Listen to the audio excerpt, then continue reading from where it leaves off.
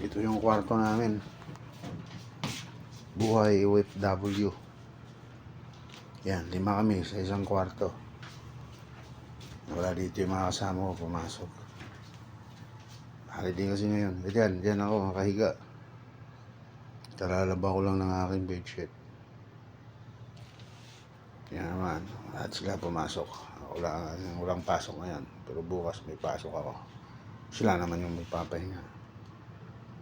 Yan. Yan. Mineral pa. So, kalat.